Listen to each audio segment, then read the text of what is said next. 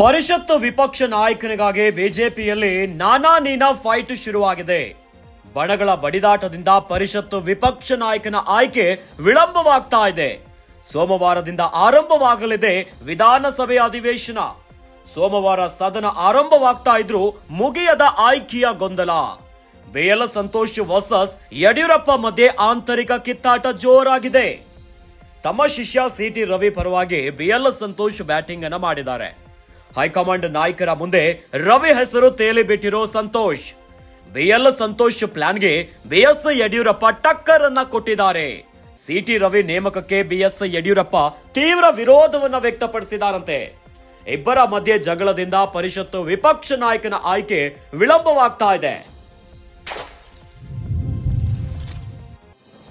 ರಾಜ್ಯ ರಾಜಕಾರಣದಲ್ಲಿ ಕಾಂಗ್ರೆಸ್ ಪಾಳ್ಯದಲ್ಲಿ ಬಡ ರಾಜಕೀಯದ ವಿಚಾರ ಬಹಳ ಚರ್ಚೆ ಆಗ್ತಾ ಇದ್ರೆ, ಇತ್ತ ಬಿಜೆಪಿ ಪಾಳ್ಯದಲ್ಲಿ ಪರಿಷತ್ತು ವಿಪಕ್ಷ ನಾಯಕನ ಆಯ್ಕೆಯಲ್ಲಿ ನಾನಾ ನೀನಾ ಫೈಟ್ ಶುರುವಾಗಬಿಟ್ಟಿದೆ.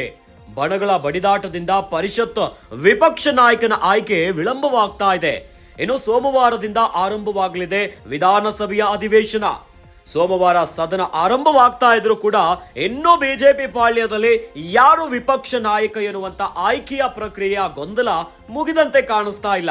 ಒಂದು ಕಡೆಯಲ್ಲಿ ಬಿಎಲ್ ಸಂತೋಷ್ ವರ್ಸಸ್ ಯಡಿಯೂರಪ್ಪ ಮಧ್ಯೆ ಆಂತರಿಕ ಕಿತ್ತಾಟ ಆಯ್ತು. ಇದೇನು ನಿನ್ನೆ ಮೊನ್ನೆಯ ವಿಚಾರವಲ್ಲ.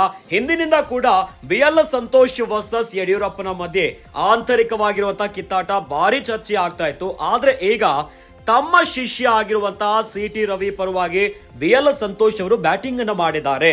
ಹೈಕಮಾಂಡ್ ನಾಯಕರ ಮುಂದೆ ರವಿ ಅವರ ಹೆಸರನ್ನ ತೇಲಿ ಬಿಟ್ಟಿದ್ದಾರೆ ಸಂತೋಷ್. ಏನು ಬಿಎಲ್ ಸಂತೋಷ್ ಪ್ಲಾನ್ಗೆ ಯಡಿಯೂರಪ್ಪನವರು ಟಕ್ಕರ್ ಅನ್ನ ಕೊಟ್ಟಿದ್ದಾರೆ. ಅಂದ್ರೆ ಸಿಟಿ ರವಿ ನೇಮಕಕ್ಕೆ ಯಡಿಯೂರಪ್ಪನವರು ತೀವ್ರ ವಿರೋಧವನ್ನ ವ್ಯಕ್ತಪಡಿಸಿದಾರಂತೆ. ಇದರಿಂದ ಇಬ್ಬರ ಮಧ್ಯ ಜಗಳದಿಂದ ಪರಿಷತ್ತು ವಿಪಕ್ಷ ನಾಯಕನ ಆಯ್ಕೆ ವಿಳಂಬವಾಗ್ತಾ ಇದೆ.